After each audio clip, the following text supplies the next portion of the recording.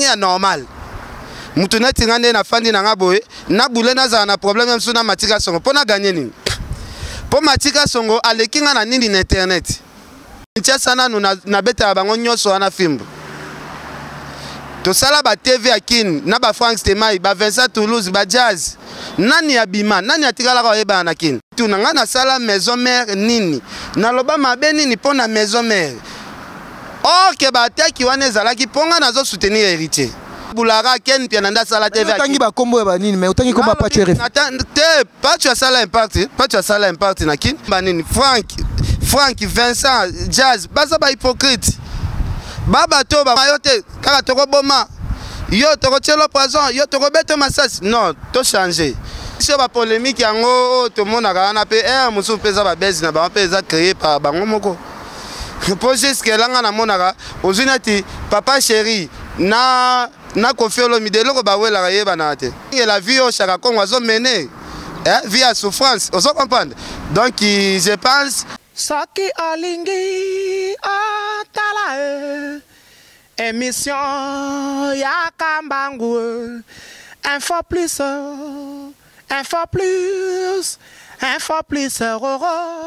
aïe aïe aïe aïe na cliquer na koti YouTube na tala info plus pona mona bansango ya miziki ya culture pea makambonya César kao info plus tala pe mona info plus otala kawa. Bienvenue dans ma chère internaute, c'est WW Info Plus avec Peggy Titan, le parallélo de la presse congolaise, journaliste intelligent. D'abord, avant tout commencer, je vais dire veuve de mère nanga naïe moko fiston ingani, babi le sport de la jeunesse congolaise. Donc na pesio ba meilleur vœu nayo et na pesi ba meilleur vœu na celui qu'on appelle Henri Modogolongo, sans oublier Babi Mboli agence Badem. Bana poto bana le monde entier bato baza partout dans le monde ninge bobenga nga journaliste intelligent dio bande ko zela ya siècle bolobaka Peggy Titan comment on sala ka ba émission na yo mais avec Ken Piana non salate donc émission ya lelo za émission moko inattendue au bat bazela Peggy Titan fight ya yemoko nga na benge mikolo roi ça n'engage que moi bazo benga roi Ken Piana yene mutabanda ba faire yepe mutabato yepe mutamakambo. Donc, Lelo Peggy Titan va le recevoir. Na plateau Info Plus, Tomeka un peu, il y a Rosolana, il s'entretenir parce que journaliste intelligent, Bakuta est un journaliste intelligent, européen, Sanine, européen, ça dégâts. Déjà, je dis bonjour à Ken Piana. Ouais, bonjour Peggy, bonjour Ndegotou, Landabiso, Nabike. Poto eza bouger, poto partout à travers le monde Nabike, poto eza bouger.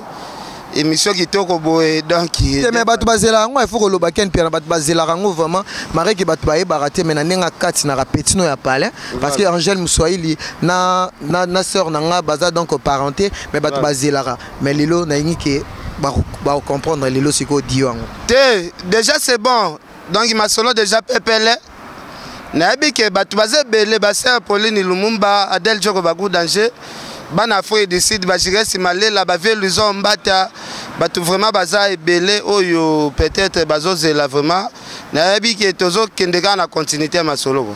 Merci beaucoup Ken Piana.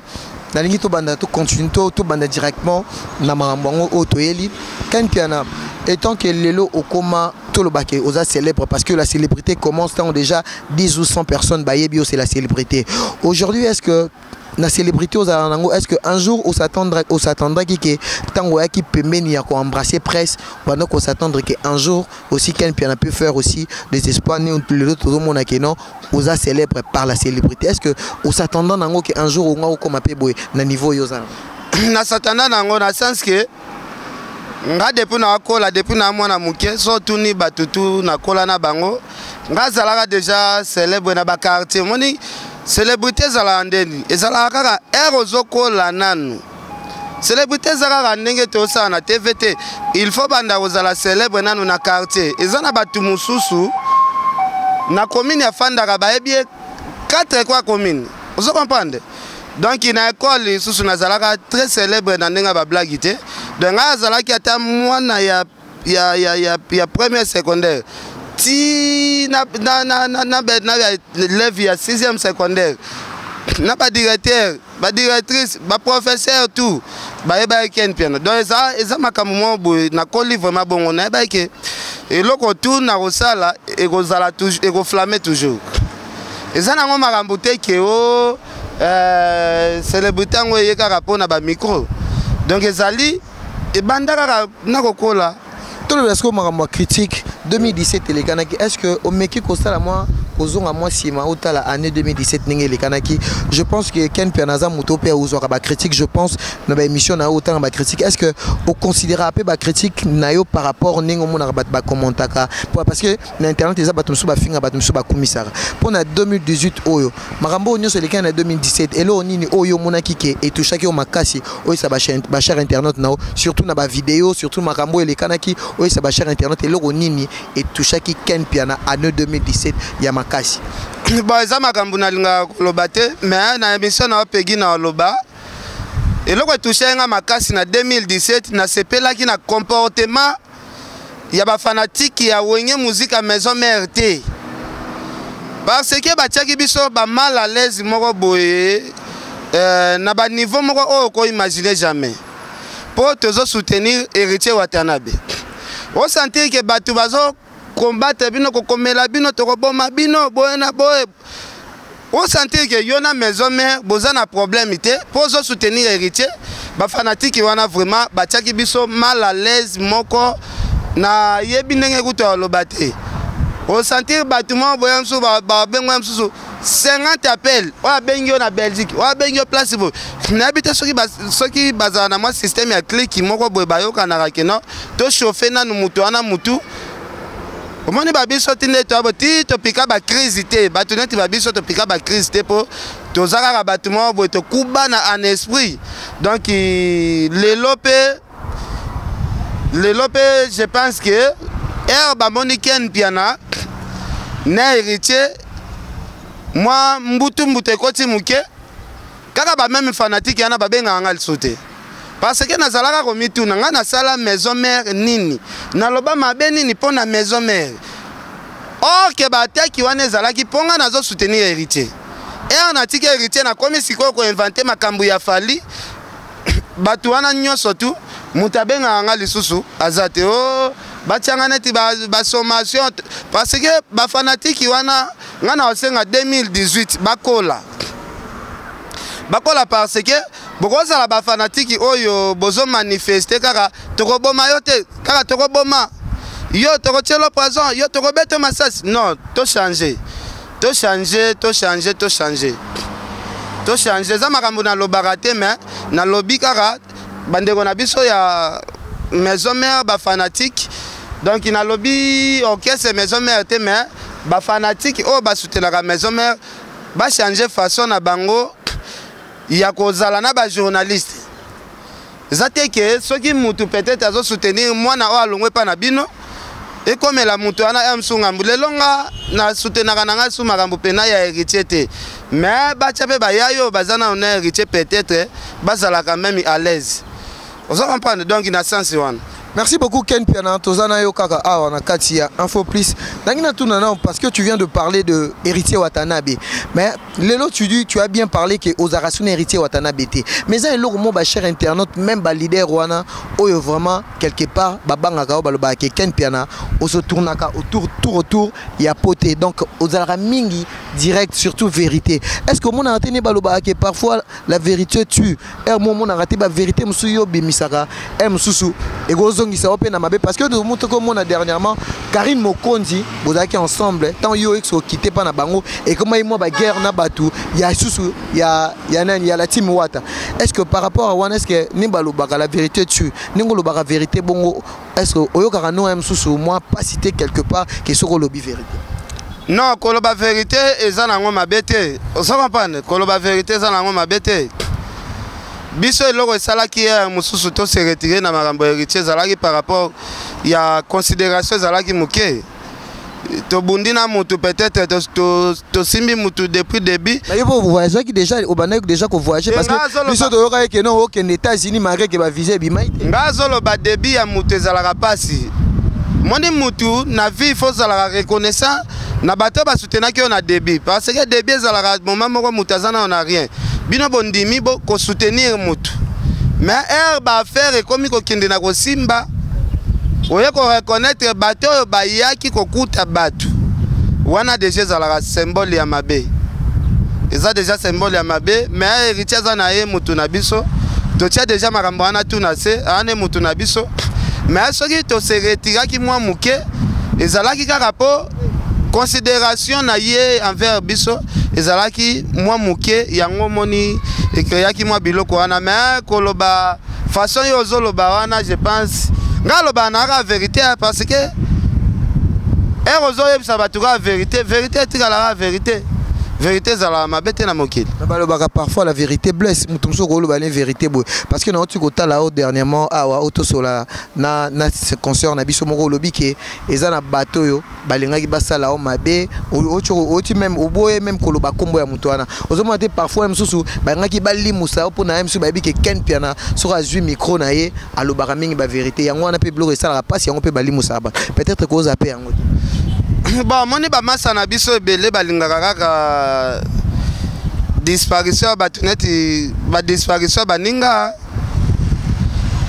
parce que lelo batu ya mitema mabe bazali balingi kaka bango nde ba redie na ba internet bakoma coopérer na ba vie oyo basalaka batu mabe je pense na loba nanga bakomba batu te mais ba clique wana toye bien très bien basala clique moko boye ba coopérer na leader moko boye o azalaka tout près ya kotindela mutu swati babandi babare mutu toyebi na biso je pense masolo wana ndengo yoka kaka na besoin ya ko sola ngo vraiment mingi te. Parlons maintenant du phénomène conflit na ba musicien.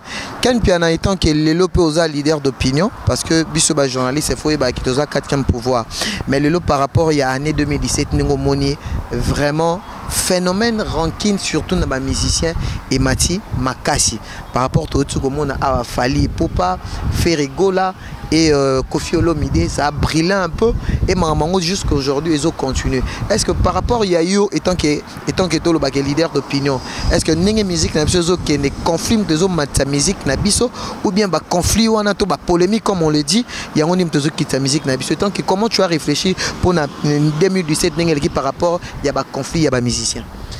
Bon ba conflit en les hommes matisa actualité parce que air bazonga qui ensemble ba koma ki ba so la bien musique yango pe kufa nango lelo sikoyo air komi maramba la sa ba bien ba parler ba guerre zongi moi musique la muki mwanda parce que komi concurrence leader bona leader ba yo kanate so leader o ya tche libaya batuna ba ko soutenir ba prouver que non biso il faut tout ça la plein ko faire rotia libaya bo batuna nyoso baye ba prouver faire que to biso to ça la plein to la ça faire que to leki na batu faire peso abeti concert batu ya faire ba koya ebele ba prouver ko fike na sima faire pe batu baza ebele ozo comprendre ezo son sa actualité ya musique mais ceux qui lelo ba musicien ba comme so la très bien ngana ye biso ebele ba bambati pour musicien ko kampia kate ba ba parler pour musicien za mutu oyo alingi ambiance faut ba chérie fabela whisky air nyoso ceux qui entré zate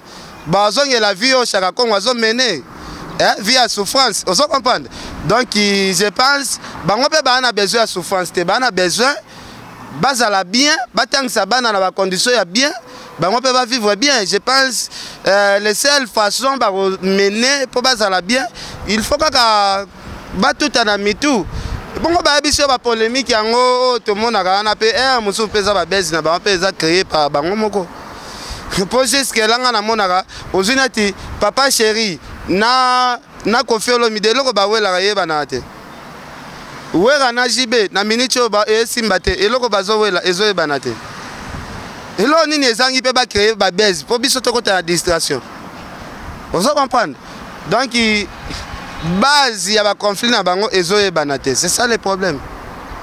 Avant dernière question nanga eza ba cher internaute na sur papa na Eli Preston na esanga na tunayo fiston engangi donc le sel hein de la jeunesse engagée depuis Brazzaville esanga soko tena Ken Piana batu mingi baloba ke Ken Piana zaka problématique. Relation ni nous allons na ba confrère non parce que tout le monde a mingi changer bilongi. Au monde air mon attend mon bozana pas tuer refi, air mon attend bozana matika songo, air mon a boy ba filmer, au botala boken piana. Mais ngana yebi que yo zalara bien, au solo lara bien, né déjà né au yambinga mais bateau yo ba boularake, aux a problématique. M sous bateau zalara na bangondi ba problématique. Dans le ça non ba cher internaute, ils a nini entre Ken Piana na ba confrère naï ba journaliste. Bon, bateau baboula Ken a problématique. Bateau ça peut-être moi défaut. Et ça que soko zana lupemba, on a toujours un problème na bateau oh basanga lupemba. Vous comprenez? Et ça n'a concert on a vu Karine Mokonzi. Bateau so babimara rabana base belé, na mi bale belé, babimara ka aluki asala kaka guerre na Karine po Karine era répondre yé pas diembela kaka. Babiso pe ndenge moko na ba Ken Piana il faut muta provoquer ye po adiembela na sima Ken. Yo somo na tenga ngande na ba provoquer ngaka na kinité. Na ba grâce mbisi bazo provoquer, ba journaliste belé apoto bazo provoquer, ezo laxera gaz yangwana ndezo sala, ezo faire choquer bato, ezo faire pousser bato. Ba créer un problème. Si quoi batu ba comment koloba le contraire. Aucun piana problématique. Mais batu ba yebate que batu nde ba lukaka ba problème nanga ken po ba diembela na kati actualité. Yebisanga neti na ndenge ya normal. Mutu neti ngande na fandi na ngaboye na bule na za na problème même suna matika songo pona gagner nini. Po matika songo alekinga na nini na internet. Est-ce que matika songo azana impact na internet kolekanga? Bien matika sur internet ya na relation ko lekanga na Kinshasa na beta bango nyoso wana film to sala ba TV akin na ba Frank Stemai ba Vincent Toulouse ba Jazz nani abima nani atikala ko yeba na kin na beta bango film na lalisa bango kao. Merci internet, merci YouTube pour et faire bimisi bango. Mais tu le lozo cartonné quand internet parce que ce élément na ezanga yango na yebisio na lobby batumsu ba bulara Ken Piana nda sala TV tangi ba kombo ba nini mais utangi komba pas tu RF pas tu sala impact na kin ngana lobby Frank Stemai to banana ba TV nzela moko yombo. Ora libabe penora zotsa tale bela bespace comme si ba kombo bato zotanga c'est comme si bato balingaka ote Toulouse pe ya sala basali ba hypocrite na ba Jazz basali ba hypocrite yo kan singa pona bisa mutu vérité na bomba nini Frank Vincent Jazz basa ba hypocrite baba to ba kosa lope mama na likopa moko boye ya mususu oza Argentina bango bo seka me ba linge lope boule. Baza ba hypocrite. Soki lelo bazala ba hypocrite. Elo on est na lungola Ken Piana vérité. C'est là soki bazala ba hypocrite entre bango ata moko alingaka ndima emso Ken grâce ya Ken ndenga lelo na zaboye. Pour Ken afansanga chez ye Ken ndami manga internet. Kaka groupe wana moko na bango aza hypocrite parce que basala groupe ya ba hypocrite. Ato sali bango bola mwandenge ni baotika la kondima jamais. Eza groupe ya ba hypocrite. Natangi yango eza Frank, Jazz, Vincent. Eza nango groupe ya ba hypocrite. Oso ba osala ba émission moko boy. Oh non, bisonde o ba émission eza ba émission ki série moko boy ya ki mutema mabe. Tika biso tozala na biso show boy toza clair parce que nga sona problème na mutu na oloba. Mais bino ndima pena ke non c'est mieux que tout muninga longwa kutu na mokili nzambe po yo tikala wana fanda. Oso comprendre nana bakande belé jour mususu na bimisa pena histoire mobimba fo belé bayebi ke ba montanga pena coupe na tokuta na ba na beat tokende braza prêtre moko ozela biso ezalaki nango click na artiste moko munene lisolana na tikala bete yango te na 2017 mais 2018 nazobanda le bail que 2018 a changé nazobanda ko flammer yango tokende braza ok ezalaki artiste moko achaki mbongo na kende kuna po babare ngai même ndeko na kaka journaliste boliaka na ye aza simaje wana ye pende azobenga jalousie ezalaka vrai cop mais non esalema pena na 2017 na avril naza na badati na bamois nalobaki na oloba te na garder silence yango moninga nakoma ekenge na bino tu wana nakoma na ngai ekenge nakoma ekenge pena na bino po boza mitema mabe na préféré nanga kutu na coopérer nanga emso na ba fabre gaz emso na ba faire yango pe za ba artiste mususu o bosala ka ba je wana na yebi nanga ibino na yebi nanga bino très bien so ko luka pena un jour ngana zonge la relation na bino esimba te bo utiliser ka bayaya na ndenge bo utiliser ka bango babenga batu ba kopi moko ya lokuta bo utiliser bango kaka.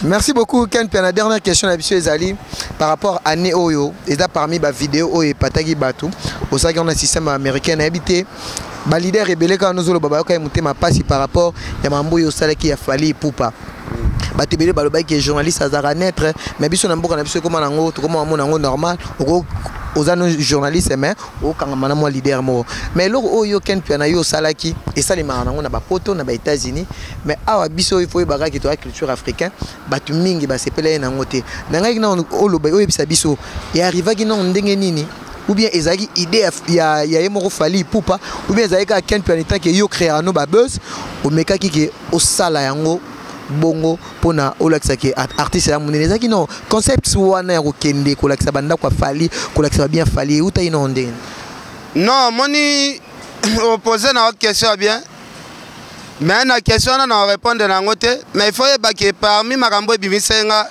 meilleur journaliste ya 2017 parce que congolais nyonso tout même na Masina même wapi même na Braza batoto ba beta masolo que journaliste abimaki meilleur il y a 2017 Ezayo Ken Piana po depuis Tolanda ba émission na Kin pour tolongola na bato poto batu ya Braza na ya Kinshasa babenga nga chaque jour babi yo pena depuis Tolanda ba émission ya Kin notre mona journaliste moko te asala émission na kati ya Orbo atambola na fleuve na biso ya Congo pena Orbo ya artiste planétaire artiste international Fali. Donc, comme Batouana va voter ngai, population comme il vote ngai. Même il vient dans un problème qui ne peut pas trophée, on s'en fout. Vient dans un CSI KMB, ROP ça va tout trophée. Ce qui au PS ngai, on s'en fout na trophée na yo. Vous avez compris, ngai trophée au Congolais déjà ba PS ngai. Il y a mitema na bango ils ont convaincu que ngai naza les meilleurs, naza les kings. Donc, na PS ngai merci. Quel message pour 2018? Non, vers les hommes battent bambote. Adel Djoko Bagou Danger, c'est Apolline Lumumba. 2018 eza Nzambe. Angel Moussoili Makizembe Koko Arafat. Nathalie Neymar, Adel Djoko Bagou Danger. Donc batu baza vraiment belé Bacha Madila, Gauthier Mascotte. Donc merci na Peggy. Ouais, merci. C'était là Ken Piana, donc journaliste chroniqueur. Donc je pense que Bomondenge a lobby vraiment un cœur ouvert. On a Peggy Titan, tellement bien le parallèle, il fallait aller boy. Et quant à moi déjà je dis merci beaucoup à toi. Lui on l'appelle jeune engagé, Fiston Ingani, Balobi Yene Motoazali, l'espoir de la jeunesse congolaise. Et j'oublie pas, lui on l'appelle Henri Modogolongo depuis Canada. Je te dis, bah, salutations Nayo. Et à Mustafa Kobange, Balobi Motema Adeline Manuenga. Donc je dis merci à toi Henri Modogolongo depuis Canada. Donc le Canadien, le planificateur, bah, toi tu es mon papa. Et je dis merci beaucoup à l'honorable Ziko Maël, honoré le sympa de Paris. Balobi est vraiment Aza papa ou Azo Salama Mbebele. Et je dis merci beaucoup à toi papa na Eli Preston. Mao Tchetchoum Mao est en vie. Na Sanité Geller VIP depuis Paris. Nabo Sanité Baza vraiment ébélé. Et Nabo Sanité agence Babimboli Badem Balobi so ingbo mon a pegi titane ngazo za chic bo. Donc beaucoup contacter ngai na numéro wana surtout bato nyonso baza na Bruxelles, baza na Paris, baza na Italie, baza na besoin botinda biloko na bino eya direction Boma Kinshasa à domicile, vous contacter numéro wana na koyebisa bino place adresse agence Badem Ezali na Bruxelles wana et na Sanité papa na Messina Divine joli mabeka balobi Nzambe à Rennes babi oyisenga mingi pegi titan mikolo ozoyebisanga ke eza na olandela masolango quoi ami Singo Maris Noir bientôt pegi titan sera en Russie vraiment grâce ya Moussafa Malembe na ami Singoma na ye moko babengaka e babimboli au comprendre agence Badem na yebi ke naza na équipe ya makasi ngai ane oyo rendez-vous na Russie à Miss Ngoma Riche Noire et na bosanité ye babengaka ye aza mystique aza vraiment makambo. Ah, Eric la pape impressé pas na bango babi yone makambo et na bosanité depuis États-Unis Titi étoile na kati ya Canada balobi yone kanga boucle mais mikolo oza na kati ya Londres na bosanité Laurette Limouka R9 Noélie Limouka donc balobi na ba chaîne internet nyoso balingara Peggy Titan. On se retrouve à la prochaine page. Henri Modogolongo le Canadien planificateur, bye. Saki Olingi Otala émission Yakambangu info plus